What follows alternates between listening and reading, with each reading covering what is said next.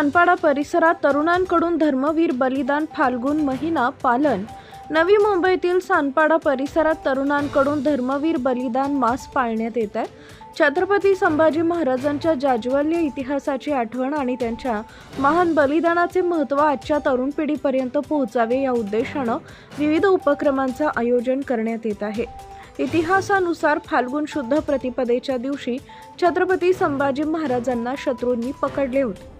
त्यानंतर तब्बल महिनाभर अमानुष छळ सहन केल्यानंतर फाल्गुन अमावस्येच्या दिवशी त्यांची निर्दयीपणे हत्या करण्यात आली। या महिनाभराच्या कालावधीची आठवण जिवंत ठेवण्यासाठी आणि त्यांच्या पराक्रमाचा व बलिदानाचा गौरव करण्यासाठी अनेक ठिकाणी धर्मवीर बलिदान मास पाळला जातो। नवी मुंबईतील सानपाडा परिसरातही स्थानिक तरुण एकत्र येत संभाजी महाराजांच्या शौर्यगाथेचा उजाळा देत आहेत। या काळात इतिहास वाचन, जनजागृती कार्यक्रम आणि विविध उपक्रमांच्या माध्यमातून आजच्या पिढीला संभाजी महाराजांच्या अद्वितीय पराक्रमाची आणि त्यागाची माहिती दिली जाते। हिंदू द्वेष्टा औरंगजेबाची टोळधाड महाराष्ट्रावर आदळली आणि छत्रपती संभाजी महाराजांना अटक झाली। छत्रपती संभाजी महाराजांना पूर्ण महिनाभर औरंगजेबाने अत्यंत क्रूर पद्धतीने हळहळ करून त्यांचे हाल केले। महाराज पकडले गेल्या क्षणापासून ते त्यांच्या शेवटच्या दिवसापर्यंत त्यांचे एक एक दिवस त्यांचे अवयव तोडत होते। त्यांच्या शरीराची पूर्ण साल सोलून काढत होते। अत्यंत क्रूर पद्धतीने त्यांच्यावर अत्याचार झाले।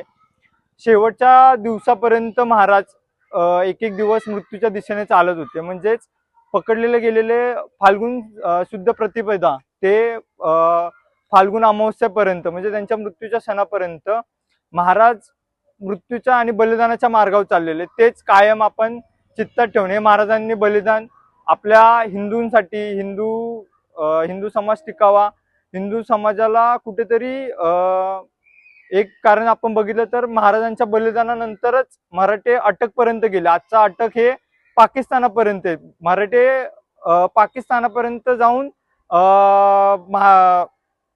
राज्य केलं असं म्हणू शकतो। ते कुठेतरी महाराजांच्या बलिदानामुळेच होतं। तर हे बलिदान कुठेतरी आपल्यात त्याची जाण असावी। छत्रपती संभाजी महाराज आणि छत्रपती शिवाजी महाराज हे कुठेतरी आपल्या मनात, आपल्या विचारात असावेत, ह्यासाठी हे बलिदान मास आहे।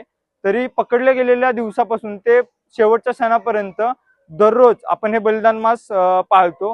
हे आपलं सगळ्या हिंदूंचं धर्म कर्तव्य आहे की हे बलिदान मास पाळलं गेलं पाहिजे। तरी सर्वांनी हा बलिदान मास या उपक्रमात सहभागी व्हावे आणि जी महाराजांच्या आपल्या अंत्ययात्रा कधी निघाली नव्हती, त्यांना मंत्रोअग्नी भेटला नव्हता। ते छत्रपती संभाजी महाराजांना नेहमी म्हणजे छत्रपती संभाजी महाराजांना भाड अग्नी भेटलेला।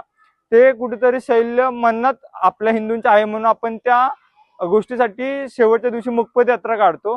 तरी सर्व हिंदूंनी त्या मुकपद यात्रेत सहभागी व्हावं विनंती। Subscribe now and press the bell icon. Never miss an update.